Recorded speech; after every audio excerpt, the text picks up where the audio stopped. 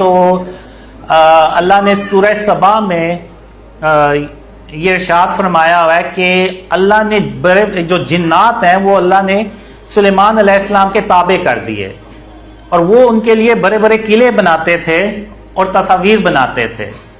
تو یعنی یہاں سے اس آیت سے یہ ثابت ہوتا ہے کہ سلیمان علیہ السلام کے دور میں تصاویر الاؤڈ تھیں، یعنی وہ بنائی جاتی تھی تصاویر۔ اور اگر آپ دیکھیں تو سورہ یوسف، وہاں پہ اگر آپ دیکھیں تو یوسف علیہ السلام کے جو بھائی تھے اور ان کے جو ماں باپ تھے، انہوں نے سجدہ تعظیمی کیا یوسف علیہ السلام کو۔ تو یہاں سے یہ بات بھی ثابت ہوتی ہے کہ یوسف علیہ السلام کے دور میں سجدہ تعظیمی جائز تھا۔ پھر اگر آپ سورہ کاف دیکھیں تو سورہ کاف میں اللہ نے بتایا ہوا ہے کہ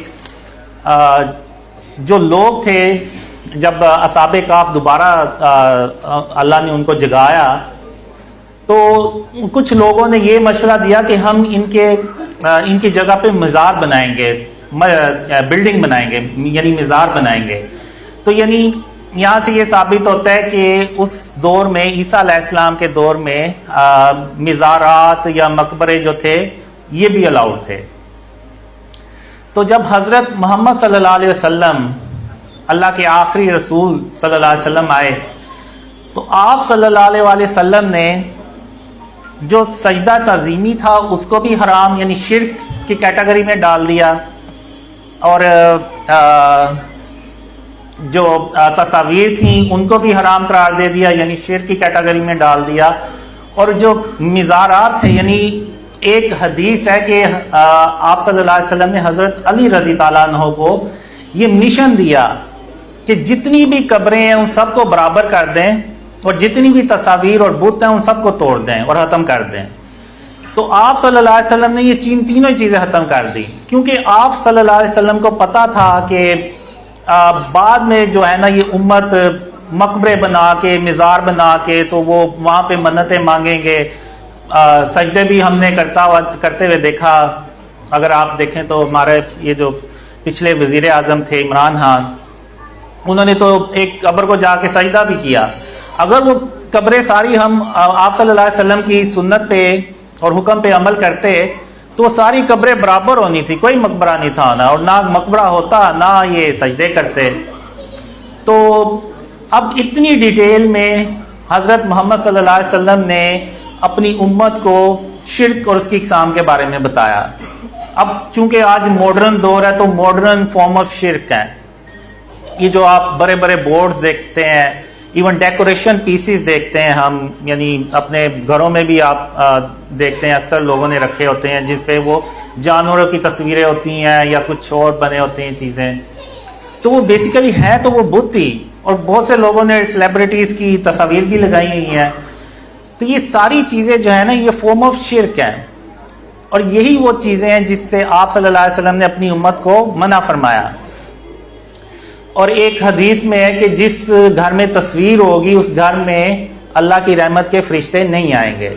اگر آپ یوٹیوب پہ جا کے سرچ کریں تو بہت سے لوگ آپ کو کافی مل جائیں گے جنہوں نے اپنے جسموں پہ ٹیٹوز بنائے ہوئے ہیں اور وہ مکہ اور مدینہ میں حج اور عمرہ کر رہے ہیں، تو ان کے جسموں پہ وہ تصویریں بنی ہوئی ہیں۔ اگر آپ اس حدیث کو دیکھیں تو آپ کو سمجھ لگ جائے گی کہ ہماری دعائیں کیوں نہیں قبول ہوتی۔ جب اللہ کی رحمت کے فرشتے ہی نہیں آئیں گے تو ہماری دعائیں بھی کیسے قبول ہوں گی؟ تو جو کنیکشن ہے وہی ٹوٹا ہوا ہے، تو وہ کیسے ہماری دعائیں جو ہے نا وہ قبول ہوں گی؟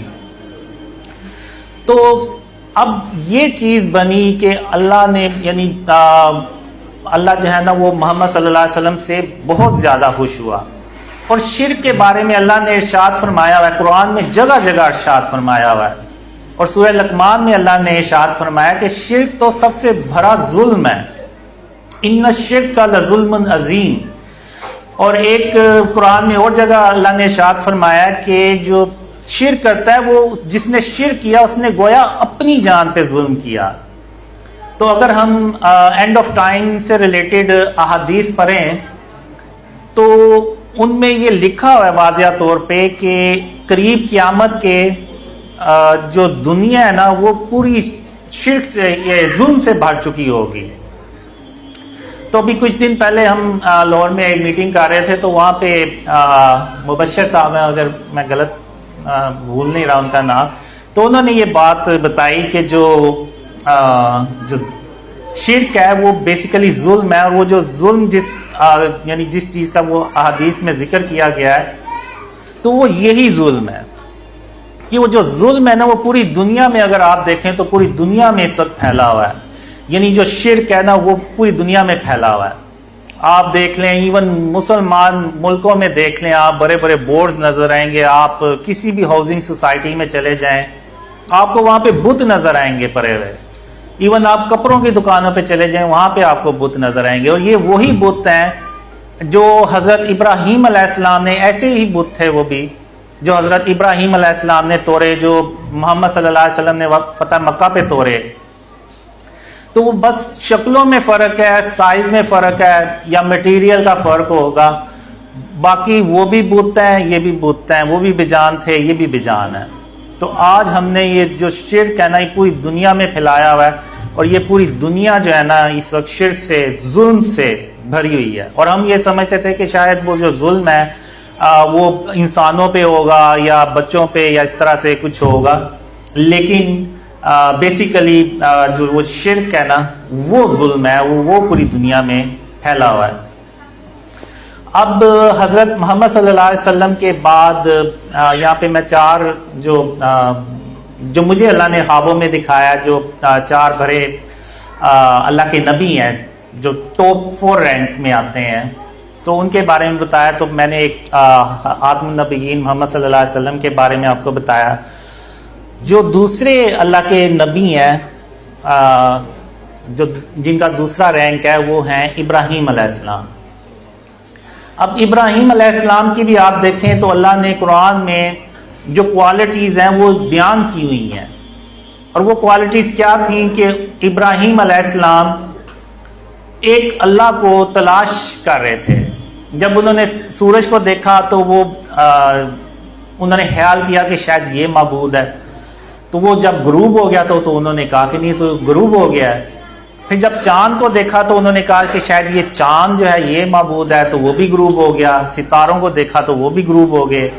تو پھر ابراہیم علیہ السلام نے کہا کہ اگر میرے پروردگار نے مجھے سیدھا رستہ نہ دکھایا تو میں بھٹک جاؤں گا. تو پھر اللہ نے ان پہ وحی نازل کی, اور پھر اگر آپ دیکھیں تو وہ اپنے دور کے سب سے ظالم بادشاہ کے پاس گئے, نمرود کے پاس گئے, اور اس کو توحید کی دعوت دی.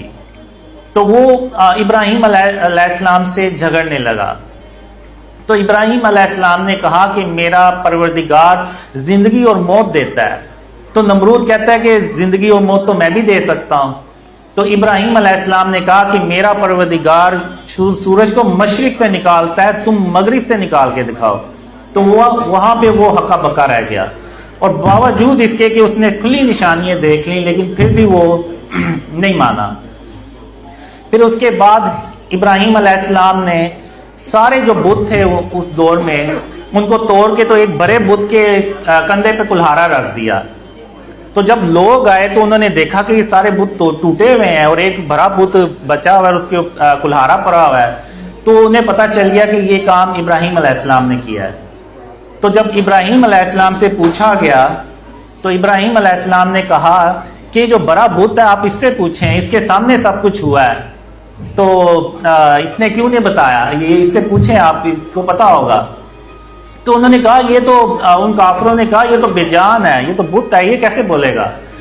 تو پھر ابراہیم علیہ السلام نے کہا کہ پھر تم سوچتے کیوں نہیں ہو, جب یہ تمہیں نہ کوئی فائدہ دے سکتا ہے کوئی نقصان دے سکتا ہے تو پھر تم اس کی پوجا کیوں کرتے ہو. تو وہ بجائے اس کے کہ سمجھتے وہ ابراہیم علیہ السلام پہ اور غصے ہوئے, اور یہاں تک کہ ابراہیم علیہ السلام کو آگ میں ڈال دیا.